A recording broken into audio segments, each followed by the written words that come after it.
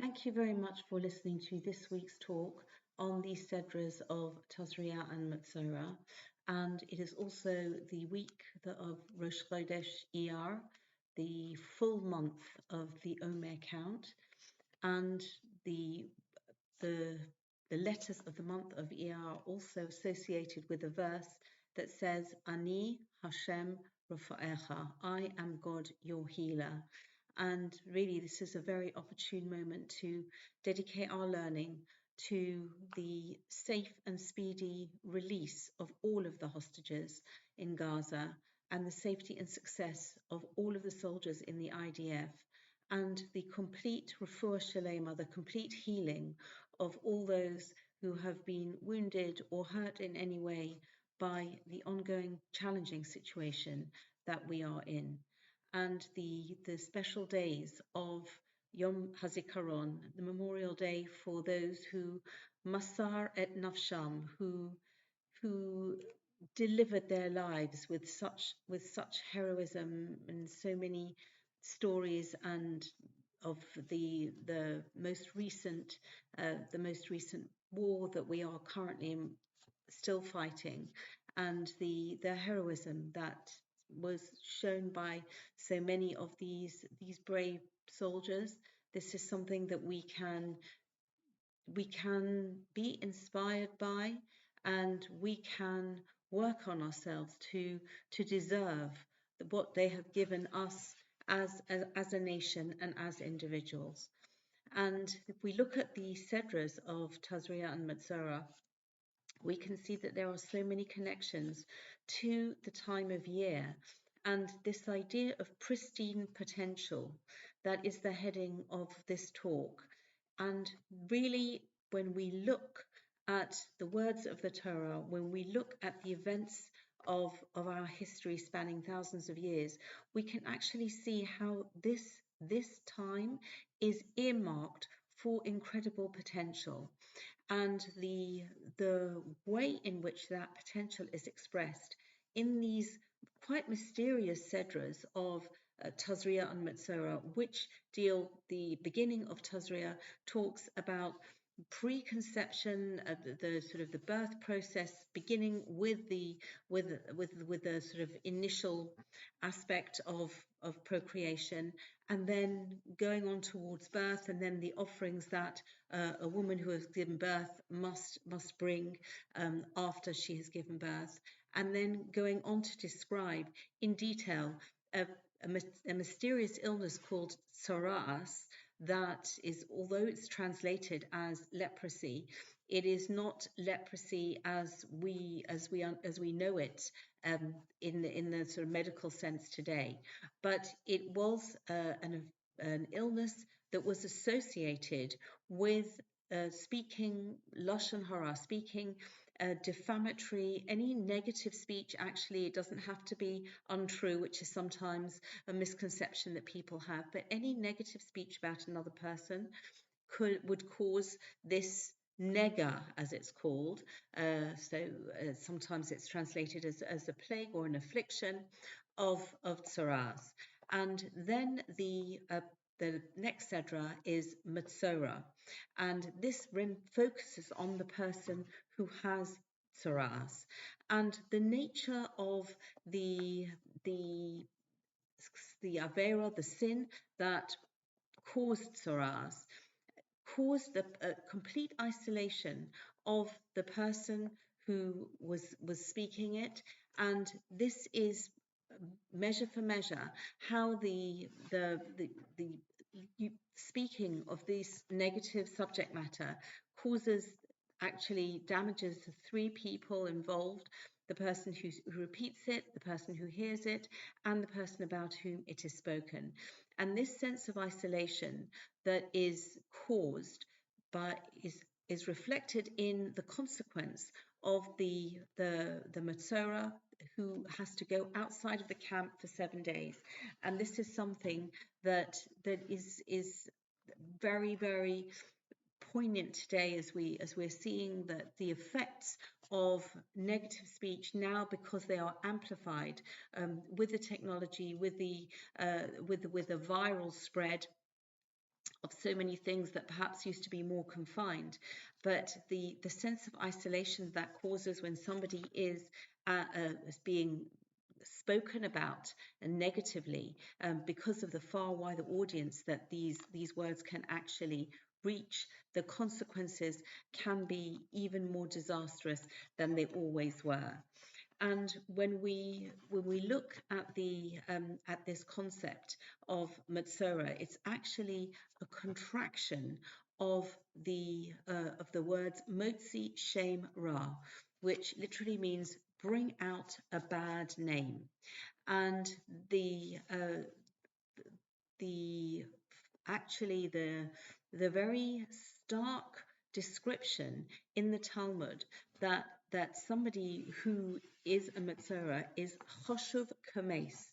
He is considered or thought of as a dead person, and then we actually almost give the status of the Metzora as somebody who is not alive anymore, and that seems to be so extreme.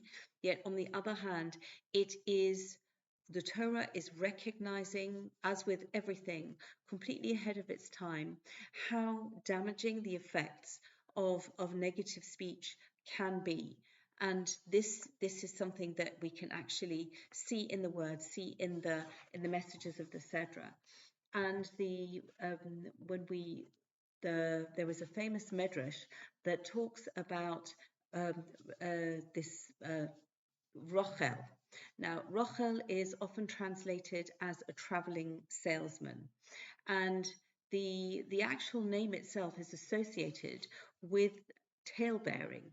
And the Torah, in a few Sedras time, is going to say, you shall not go about tailbearing, and it says lo selech rochel, and it uses the word to describe this peddler, this peddlar, this salesperson, because he goes from house to house, and he might see what's going on in one place and repeat it in the next place he goes to.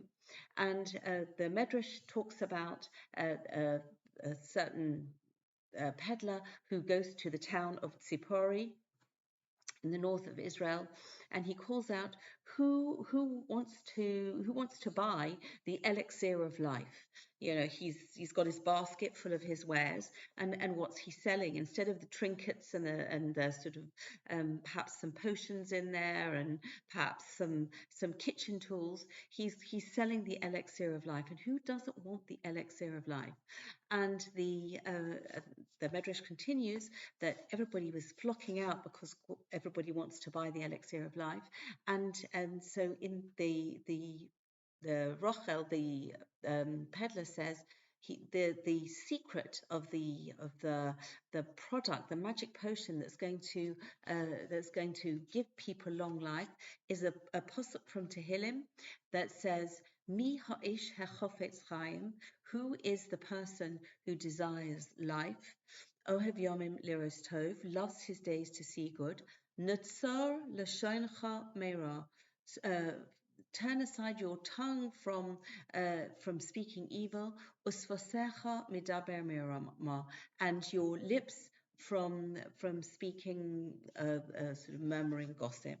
And this pasuk from Tehillim is that has been associated with the name of a very famous book called, written by the Chofetz Chaim. There's Rabbi Yisrael Meir HaKagan Cohen, who became known more by the name of the book that he wrote, Chofetz Chaim, and this is the Netzor Lashoncha, and this is the key to life. And the Rabbi Yanai, who was there at the time, and he said, I never understood the meaning of this pasuk until this peddler taught it to me. And one explanation was Rabbi Yanai used to think that this Chofetz Chaim, the life that one desires, that one will achieve, that one will access by refraining from speaking Lashon Hara, that is referring to life in the world to come. That this promise in after our physical lives, finished, that we are going to enjoy this special Olam Haba because we've refrained from speaking Lashon Hara. But Rabbi Yanai said, no, this peddler taught me that actually it's referring to life in this world, that by refraining from that gossip, that negative speech about other people, we are improving the quality of our lives in this world.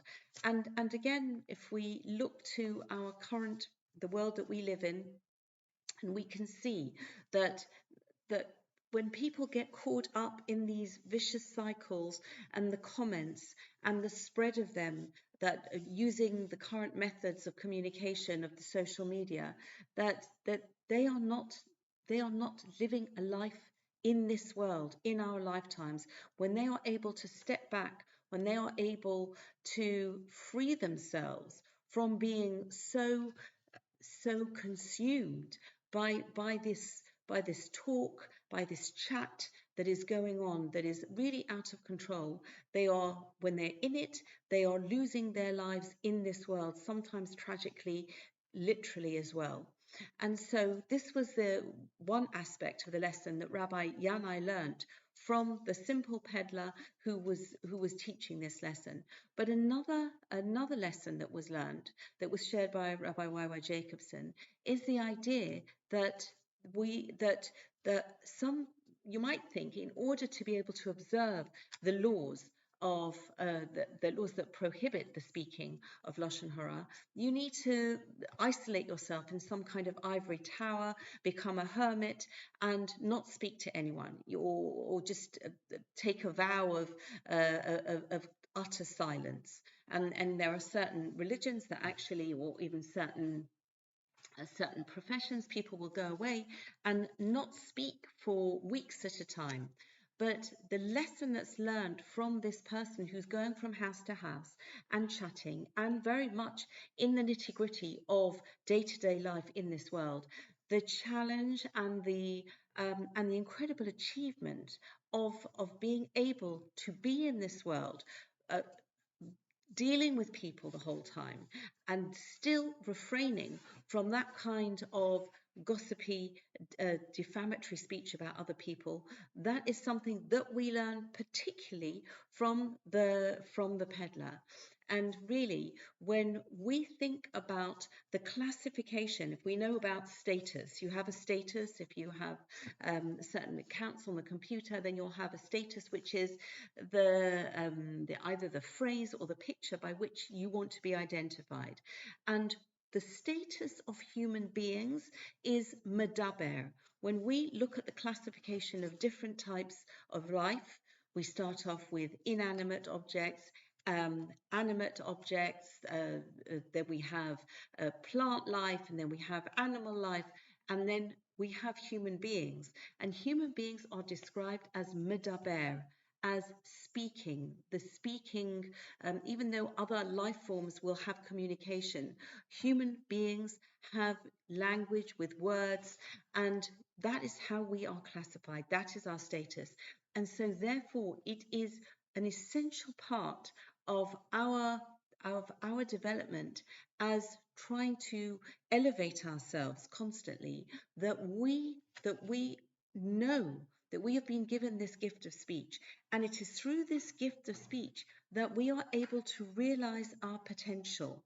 And this is the theme of the month of Iyar, the month of Iyar that brings with it the hope and the code of healing from Hashem, that brings with it the connection between being free from Mitzrayim on Pesach towards receiving the Torah on Shavuos.